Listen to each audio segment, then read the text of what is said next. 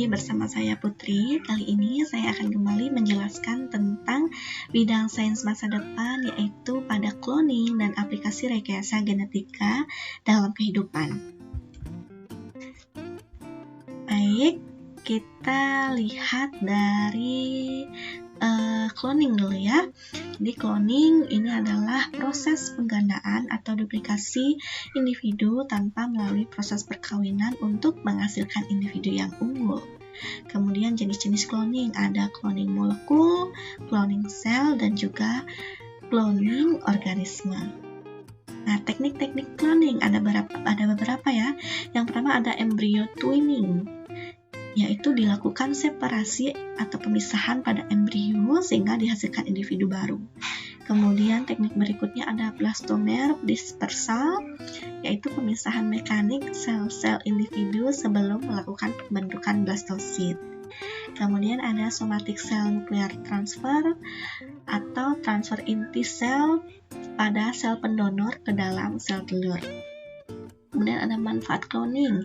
Manfaat cloning ini antara lain yaitu pengembangan IP, menciptakan bibit unggul, dan juga untuk tujuan diagnostik dan terapi. Nah, lanjut ke penerapan rekayasa genetika dalam kehidupan. Yang pertama ada pembuatan insulin, lalu ada terapi gen, lalu ada antibodi monoklonal, lalu ada tes DNA untuk kecantikan, dan juga ada industri tekstil yang ramah lingkungan. Baik, lanjut ke berikutnya. Nah, kita akan jelaskan lebih lanjut tentang teknik-teknik cloning ya. Yang pertama ada embryo twinning atau pemisahan embrio. Kita bisa lihat ya, di sini adalah the formation of monozygotic twins.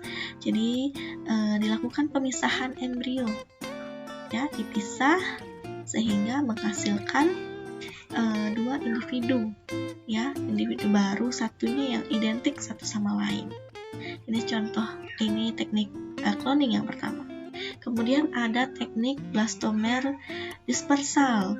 Jadi di pemisahan ada sel-sel sebelum dia membentuk blastosit ya. Dari sini sudah dipisahkan,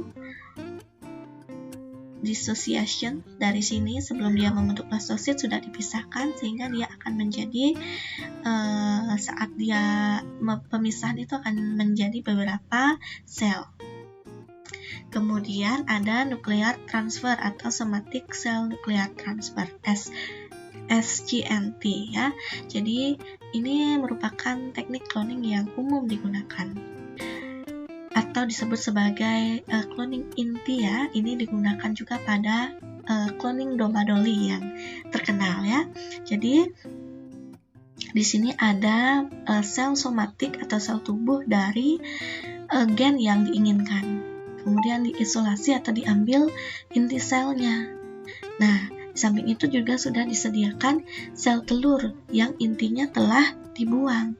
Kemudian inti sel dari sel somatik yang diinginkan tadi dimasukkan atau disisipkan ke dalam sel telur yang telah dibuang intinya tadi. Kemudian dibiarkan melakukan pembelahan atau perbanyakan ya.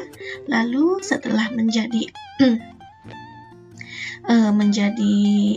cloning yang reproduktif atau menjadi embrio, dia akan disuntikkan atau ditransfer ke dalam rahim induk pengganti.